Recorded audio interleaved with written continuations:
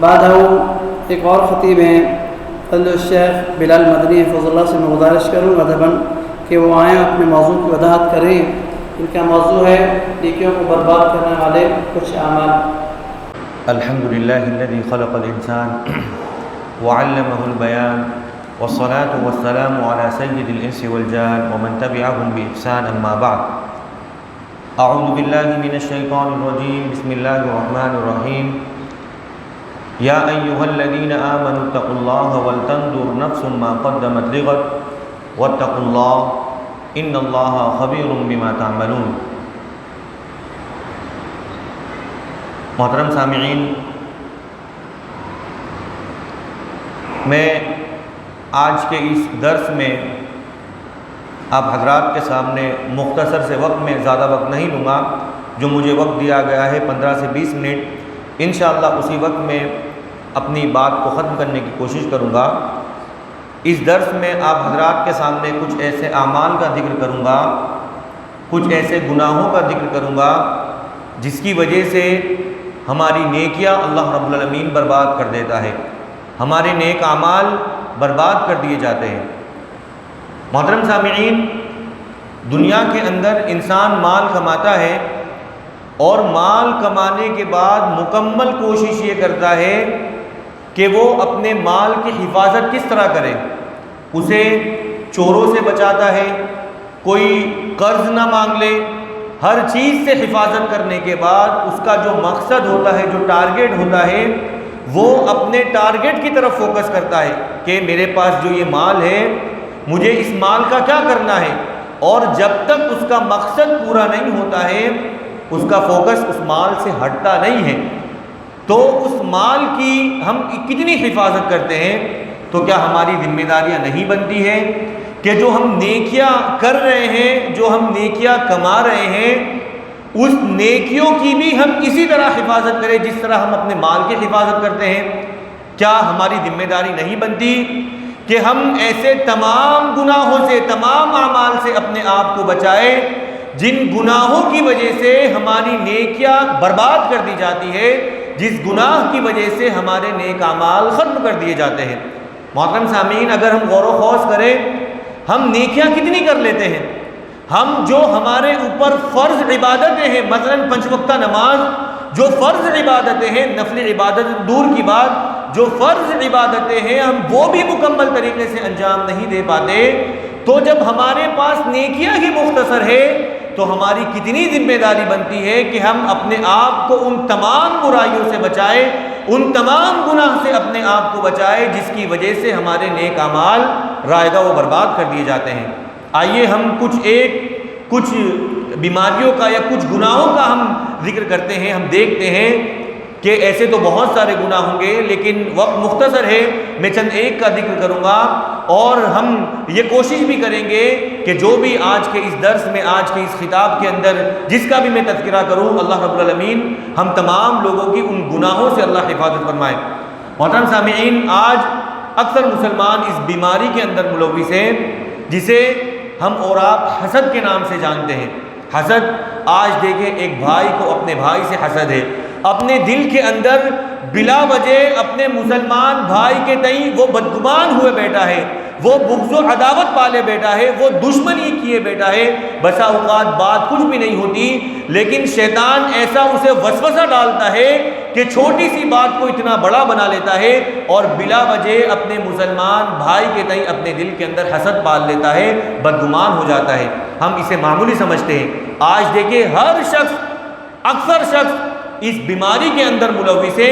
ہم اسے معمولی سمجھتے ہیں، حالانکہ یہ معمولی جرم نہیں، یہ معمولی گناہ نہیں. اللہ کے نبی صلی اللہ علیہ وسلم نے کیا فرمایا تھا حسد کے تعلق سے کہ جس طرح آگ کے اندر ایک لکڑی کو ڈالا جائے، ایک لکڑی کو داخل کیا جائے تو وہ آگ اس لکڑی کی کیا حالت کرے گی؟ وہ بالکل جلا کر خاکستر کر دے گی.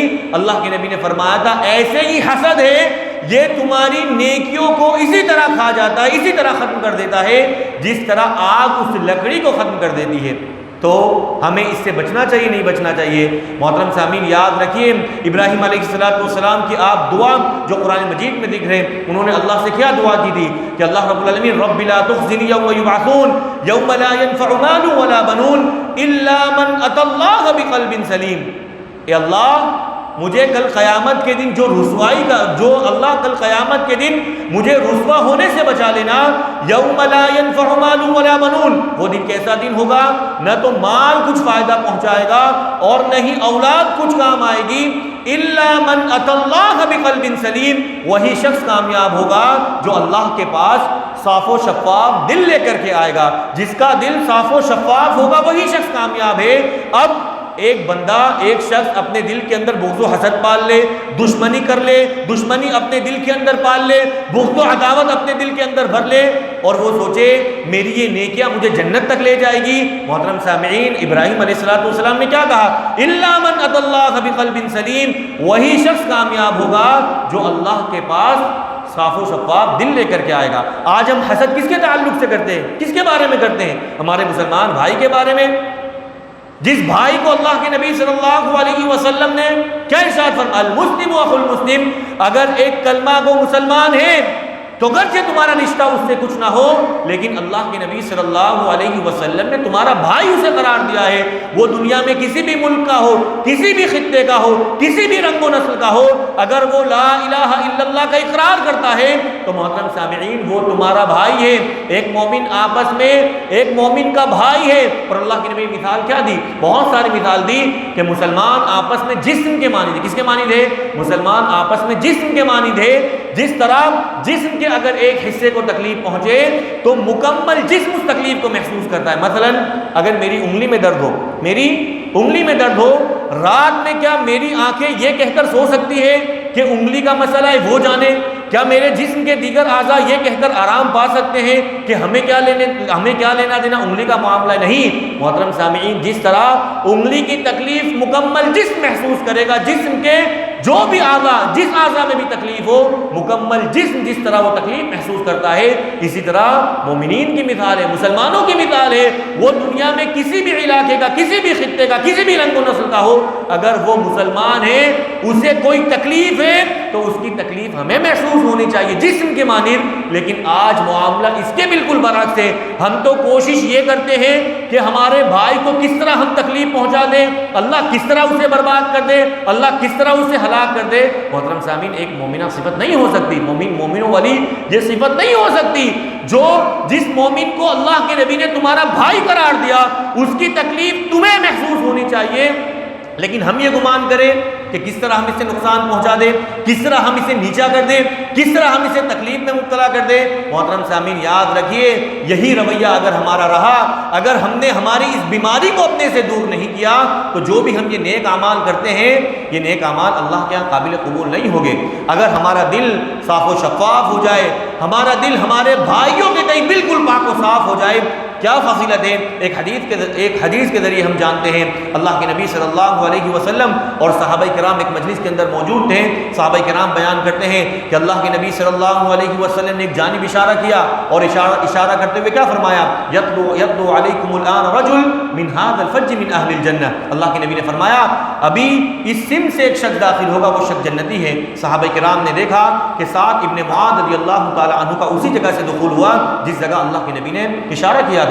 دوسرے دن پھر صحابہ کرام اور اللہ کے نبی کی مجلس لگی، پھر اللہ کے نبی صلی اللہ علیہ وسلم نے اپنی زبانی مبارک سے یہی جملہ ارشاد فرمایا کہ یطلع علیکم الان رجل من هذا الفج من اہل الجنہ، ابھی اس سم سے ایک شخص داخل ہوگا، وہ شخص جنتی ہے۔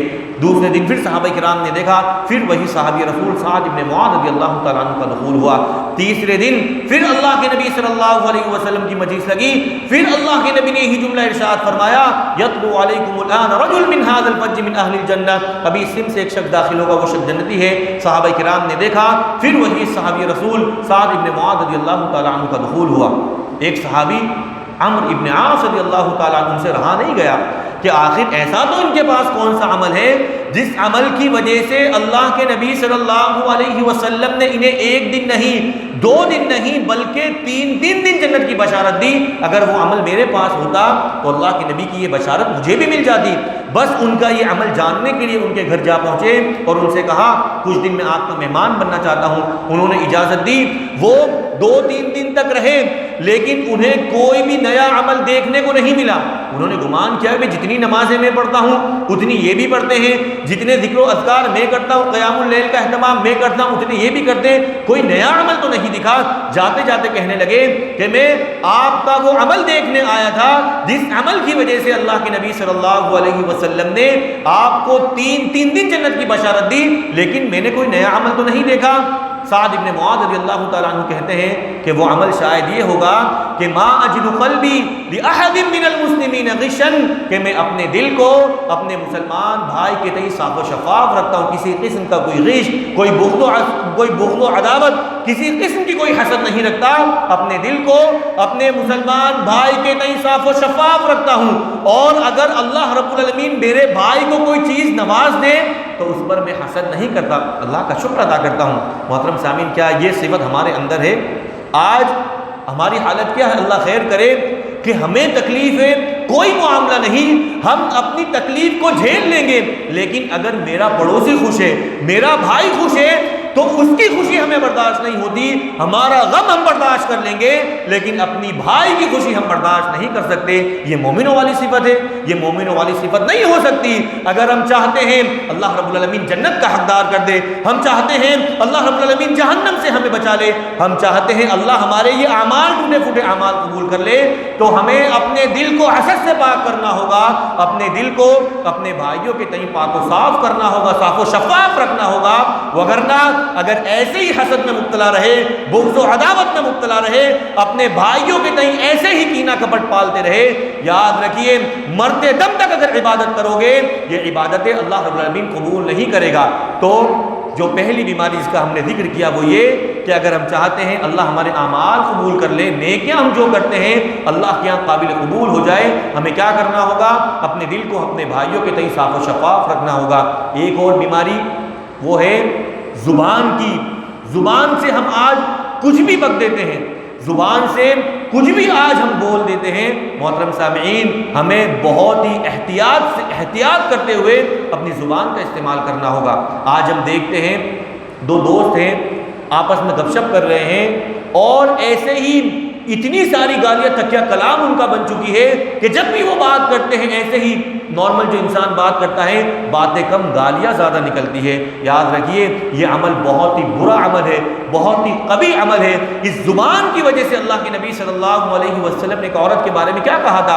اللہ کے نبی صلی اللہ علیہ وسلم کے سامنے ایک عورت کا ذکر کیا گیا, صحابہ کرام نے ایک عورت کا ذکر کیا کہ اللہ کے نبی صلی اللہ علیہ وسلم ایک عورت ہے, اور عورت کتنی دیندار ہے. ان فلانۃ تقوم اللیل وتصوم النہار وتفعل وتصدق ولکن تؤذی جیرانہا بلسانہا. اللہ کے نبی صلی اللہ علیہ وسلم کے سامنے ایک عورت کا ذکر کیا گیا کہ اللہ کی نبی ایک عورت ہے اور عورت اتنی دیندار ہے, تقوم اللیل, راتوں میں اٹھ کر وہ قیام کرتی ہے. یہ 5 وقتہ نمازوں کی بات نہیں ہو رہی, نمازوں کا تو وہ اہتمام کرتی ہے, اس کے علاوہ تہجد اس کی فوت نہیں ہوتی, وہ راتوں میں اٹھ کر قیام کرتی ہے. وتصوم النہار, اور دن میں وہ نفلی روزوں کا اہتمام کرتی ہے. آج کے اس وقت میں اگر کوئی شخص 5 وقتہ نمازی ہے تو ہم اسے دیندار سمجھتے ہیں. اگر کسی شخص کی فجر کی نماز کبھی فوت نہ ہو تو اسے دنیا دیندار سمجھتی ہے. یہ عورت کتنی دیندار ہے کہ 5 وقتہ نمازیں تو چھوڑو, اس کی تہجد فوت نہیں ہو رہی ہے. رمضان کے روزے چھوڑو, اس کے رمضان کے علاوہ نفلی روزے فوت نہیں ہو رہے. اتنا ہی نہیں, صحابہ کرام نے کہا اللہ کے نبی صدقہ و خیرات بھی خوب کرتی ہے, اللہ کے راستے میں نیک کاموں میں بڑھ چڑھ کے حصہ لیتی ہے, لیکن اس عورت کے ساتھ ایک مسئلہ کیا ہے؟ وَلَكِن تُؤْذِي جِيرَانَهَا بِلِسَانِهَا. اللہ کے نبی اس کی زبان اس کے کنٹرول میں نہیں ہے, اس کی زبان سے اپنی زبان سے اپنے پڑوسیوں کو تکلیف پہنچاتی, انہیں ایذا دیتی ہے. اللہ کے نبی نے سنا کہ دیندار تو ہے, نمازیں یعنی تہجد فوت نہیں ہو رہی ہے اور رمضان کے علاوہ نفلی روزوں کا اہتمام کر رہی ہے, صدقہ و خیرات کر رہی ہے, لیکن صرف اور صرف اس کی زبان اس کے کنٹرول میں نہیں ہے. اللہ کے نبی نے کیا فرمایا؟ اللہ کے نبی نے فرمایا لا خیر فیہا. کیا فرمایا؟ لا خیر فیہا, اس عورت میں کوئی بھلائی نہیں, بل ہی من اہل النار, بلکہ وہ عورت جہنمی ہے. آپ بتاؤ کہاں گئی اس کی نمازیں, کہاں گئی اس کی تہجد گزاری, کہاں گئے اس کے روزے، کہاں گیا اس کا صدقہ و خیرات کرنا؟ اگر زبان پر کنٹرول نہیں ہے، اگر زبان سے اپنے بھائیوں کو ایذا دو گے، تکلیف پہنچاؤ گے، تو یاد رکھیے تمہاری یہ نیکیاں اللہ کے یہاں زیرو ہے، تمہاری اس نیکیوں کی کوئی ویلیو نہیں، تمہاری یہ نیکیاں ردی کے ٹوکری میں ڈال دی جائے گی اگر تمہاری زبان تمہارے قابو میں نہیں ہے، تمہارے کنٹرول میں نہیں ہے۔ واقعہ ہمارے سامنے کتنی تہجد گزار عورت، لیکن صرف اور صرف زبان کا کنٹرول میں نہ رکھنا، اپنی زبان سے اپنے بھائیوں کو، اپنے پڑوسیوں کو تکلیف پہنچانا۔ اللہ کے نبی نے کیا فرمایا؟ لا خیر فیہا، جس کی زبان گندی ہو، پھر گرچہ وہ انسان تہجد گزار ہو، اس کے اندر بھلائی ہو ہی نہیں سکتی ہے۔ اللہ کے نبی نے کیا فرمایا؟ لا خیر فیہا بل ہی من اہل النار، بلکہ وہ عورت جہنمی ہے۔ تو محترم سامعین، ہمیں کوشش کرنی ہوگی اگر ہم چاہتے ہیں کہ ہماری نیکی اللہ کے یہاں مقبول ہو جائے، ہماری نیکیوں کا اللہ رب العالمین ہمیں اجر دے دے، اس کا صلہ دے دے، ہماری نیکی اللہ ایسی بنا دے کہ ہمیں جنت کا حقدار بنا دے، تو ہمیں اپنی زبان پر کنٹرول رکھنا ہوگا، اپنی زبان پر قابو رکھنا ہوگا۔ محترم سامعین، ایک اور گناہ جس کی وجہ سے ہماری نیکیاں ختم کر دی جاتی ہے، انشاءاللہ اس کے بعد میں اپنی بات ختم کروں گا، وقت جو دیا گیا تو مکمل ہو چکا ہے۔ اللہ کے نبی صلی اللہ علیہ وسلم نے صحابہ کرام کے سامنے ذکر کیا کہ قیامت کے دن کچھ لوگ ایسے ہوں گے، قیامت کے دن کچھ لوگ ایسے ہوں گے جن کے پاس تہامہ پہاڑ کے برابر نیکیاں ہوں گی، یعنی پہاڑوں کے برابر نیکیاں ہوں گی، لیکن اللہ رب العالمین ان کی نیکیوں کو ہباء منثورا، اللہ رب العالمین اڑا دے گا، ریزہ ریزہ کر دے گا، یعنی ان کی نیکیاں ختم کر دے گا۔ ایک صحابی نے کہا کہ اللہ کے نبی صلی اللہ علیہ وسلم وہ کون لوگ ہوں گے، ان کی صفت ہمیں بتا دیجئے تاکہ ہم ایسے لوگوں میں سے اپنے آپ کو، ایسے ہونے سے ہم اپنے آپ کو بچا سکے، تاکہ ہمارا شمار ایسے لوگوں میں سے نہ ہو جائے۔ آپ نشاندہی کر دیجئے۔ اللہ کے نبی نے فرمایا وہ ایسے لوگ ہوں گے، یعنی وہ تمہاری ہی قوم سے ہوں گے یا تمہاری طرح ہی ہوں گے، وہ جو تہجد کا بھی اہتمام کرتے ہوں گے، وہ اللہ کے راستے میں صدقہ و خیرات بھی کرتے ہوں گے، لیکن جیسے ہی وہ تنہائی میں جاتے ہیں وہ اللہ کے حدود کو پامال کرتے ہیں۔ بہت سارے ہمیں ایسے دیندار لوگ ملیں گے جسے دنیا دیندار کہتی ہے، نماز صف اول میں ہوتی ہے، اللہ نے مال دیا ہے، صدقہ و خیرات بھی کرتے ہیں، حج پر بھی جاتے ہیں، لیکن جیسے ہی وہ تنہائی میں آتے ہیں اللہ کے حدود کو پامال کرتے ہیں، یعنی ان کی تنہائی گناہوں سے پاک نہیں ہوگی۔ تو یہ وہ لوگ ہوں گے کہ ان کی نیکیاں کل قیامت کے دن اللہ رب العالمین لوگوں کو دکھائے گا ضرور، لیکن ان کی نیکیاں اللہ رب العالمین رائے گا، وہ برباد کر دے گا۔ تو ہم چاہتے ہیں کہ ہماری وہ عبادتیں جو ہم نے لوگوں کے سامنے کی ہے، ہماری وہ کام جو ہم نے لوگوں کے سامنے کیے ہیں، اگر ہم چاہتے ہیں کہ اللہ ہمارے ان کاموں کو قبول کر لے، ان نیکیوں کو اللہ قبول کر لے، تو ہمیں ہماری تنہائی کو گناہ سے پاک رکھنا ہوگا۔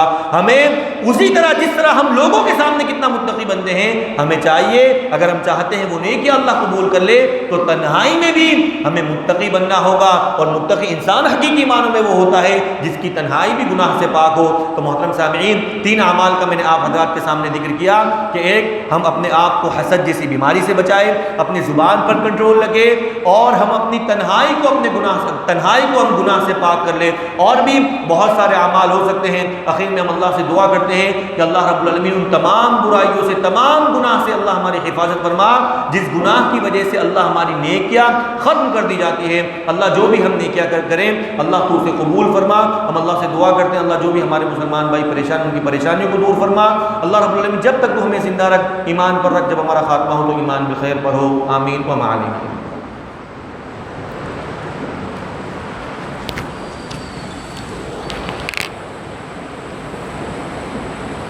شکر جزاکم اللہ خیر۔ یہ تھے فضل الشیخ بلال مدنی حفظ اللہ، جو ہمارے سامنے 2-3 چیزیں ذکر کر رہے تھے جو مہلک بیماریاں ہیں، حسد۔ اللہ تبارک و تعالیٰ ہم سب کو حسد سے عظیم مہلک بیماری سے بچائے۔ اسی طرح سے زبان، اللہ تبارک و تعالیٰ ہم سب کو زبان پر کنٹرول کرنے کی توفیق عطا فرمائے اور زبان کا صحیح استعمال کرنے کی توفیق عطا فرمائے۔ بعد میں سب سے پہلے اللہ تبارک و تعالیٰ کا شکر و احسان، اور اس کے بعد جو ہمارے مہمان خصوصی فضل الشیخ ڈاکٹر فاروق عبداللہ مدنی حفظ اللہ کا میں شکر گزار ہوں، اور اسی کے ساتھ مہمان خصوصی ہمارے ابوالکلام صاحب نوری، ان کا بھی میں شکر گزار ہوں، اور ہمارے شیخ بلال مدنی حفظ اللہ کا بھی شکر گزار ہوں۔ اور اسی طرح سے ہم تمام سامعین کا شکریہ ادا کرتے ہیں کہ ہم اللہ تبارک و تعالیٰ کے اس گھر میں آئے اور قرآن مجید اور قرآن احادیث جو بھی سنا ہے اللہ تبارک و تعالی ہم سب کو کہنے سننے سے رضا عمل کرنے کی توفیق عطا فرمائے۔ اسی کے ساتھ مجلس کا اختتام کیا جاتا ہے سبحان اللہ و بحمدک اشہد ان لا الہ الا انت استغفرک و اتوب الیک۔